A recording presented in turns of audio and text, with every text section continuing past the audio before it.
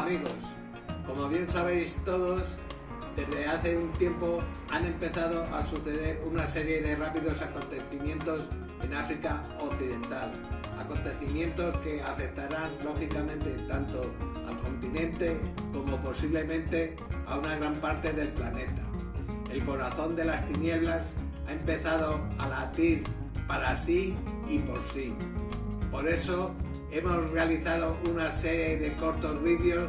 donde junto a vosotros queremos reflexionar sobre el alcance de estos acontecimientos, alcances que por otra parte tendrán reflejo en las relaciones internacionales futuras.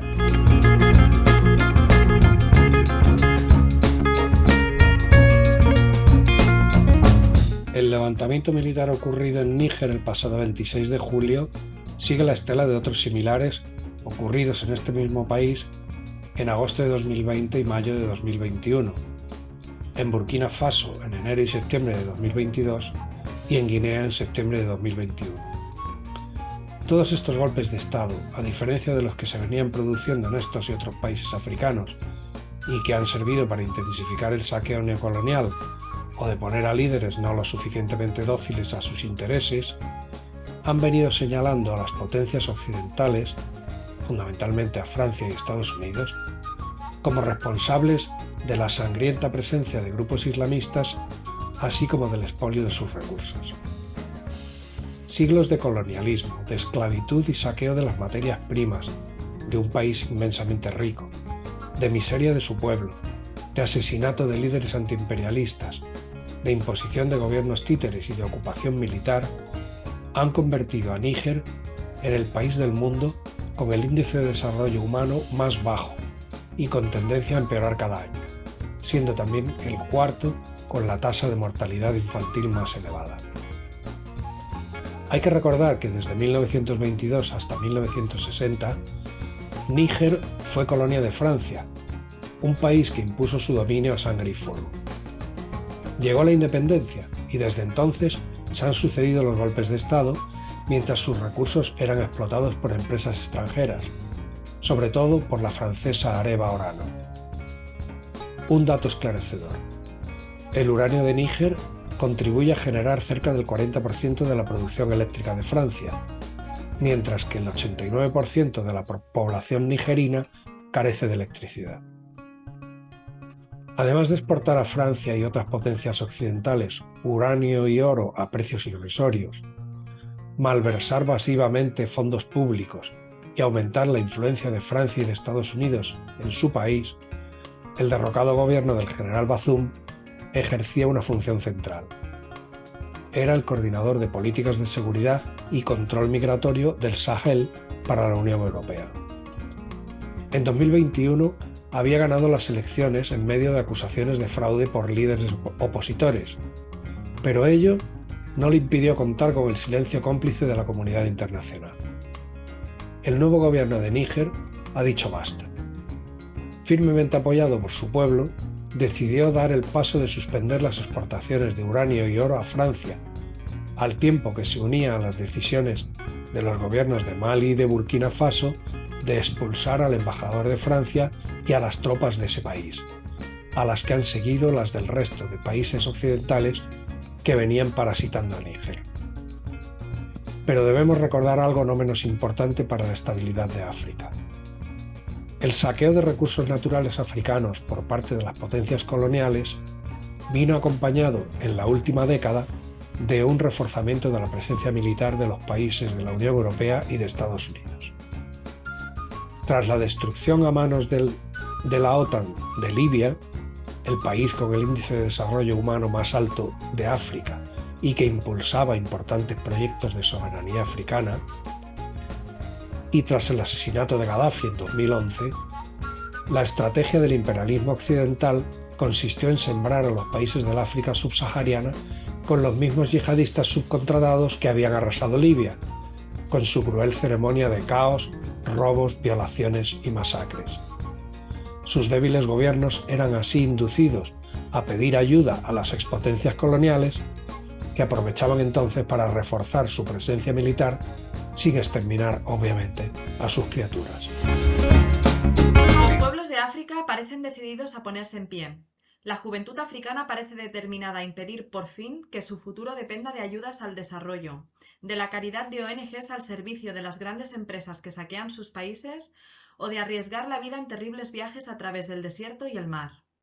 Y esa afirmación de dignidad y soberanía de los gobiernos de Níger, Mali y Burkina Faso, ampliamente respaldada por sus pueblos, puede recorrer otros países considerados vasallos de Occidente como Senegal o Nigeria. Y es que las fronteras trazadas con escuadra y cartabón a la medida de las potencias coloniales pueden saltar hechas añicos. La decisión del Senado de Nigeria, contraria a la intervención militar en Níger, no es ajena al hecho de que en ambos países la etnia mayoritaria sean los hausas. La tierra de los hausas, cuyos habitantes comparten historia, lengua y también la religión musulmana, fue partida en dos por Francia y Gran Bretaña para repartirse respectivamente Níger y Nigeria.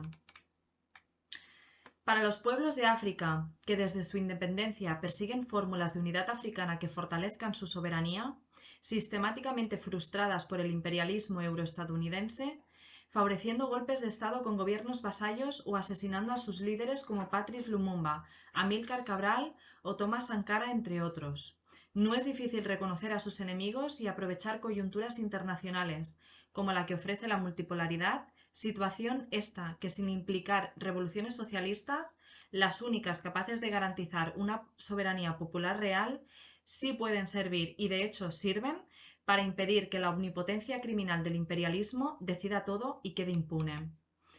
Y curiosamente, aunque el gobierno de Níger se ha entrevistado con representantes de los Wagner en Mali y sus habitantes se manifiestan con banderas de Rusia, resulta muy difícil arguir la conspiración moscovita,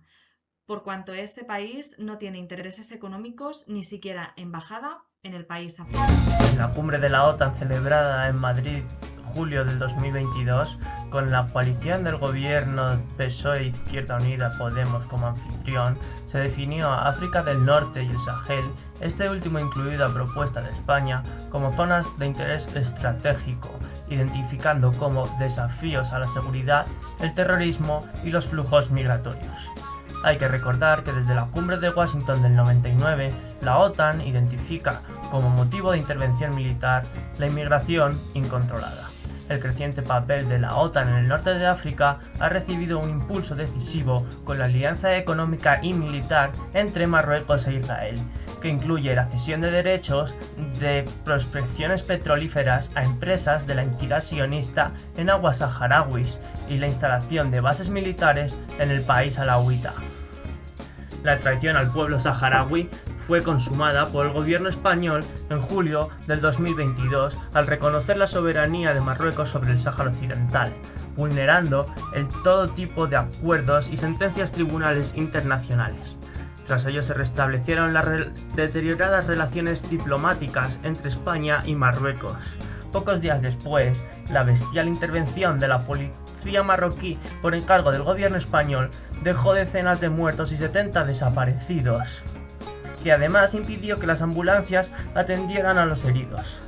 El gobierno de la coalición del PSOE, Izquierda Unida y Podemos impidió cualquier investigación parlamentaria y calificó la intervención policial como uso razonable de la fuerza. El despojo insaciable de los recursos de países enormemente ricos por parte del imperialismo, vendidos por cantidades miserables que apenas alcanzan a pagar los sobornos de los gobiernos títeres, ha estado empujando a centenares de miles de personas desesperadas a cruzar el Atlántico o el Mediterráneo para intentar escapar de la miseria, ellas y sus familias. La respuesta criminal de la UE, y de manera destacada del gobierno español, la conocemos bien. En primer lugar, la utilización de Frontex, cuyo presupuesto se ha quintuplicado en la última década como policía de la fortaleza europea, que, lejos de contribuir al salvamento de personas, se ocupa directamente de devolver a sus países a la mayor parte de los supervivientes, vulnerando principios elementales del derecho internacional y de los derechos humanos. Según la Organización Internacional para las Migraciones, 30.000 personas han muerto ahogadas en el Mediterráneo desde 2014, intentando llegar a Europa, otro tanto en el Atlántico. Muchas más han perecido en naufragios invisibles. Las devoluciones por la fuerza, en caliente, es decir, mediante la monstruosidad jurídica de la negación del ejercicio de acción legal alguna, se han multiplicado en España por 8 entre 2017 y 2022, año en el que se deportó a 4.000 personas según los datos oficiales. Las condiciones de trabajo, que ya han incrementado brutalmente la explotación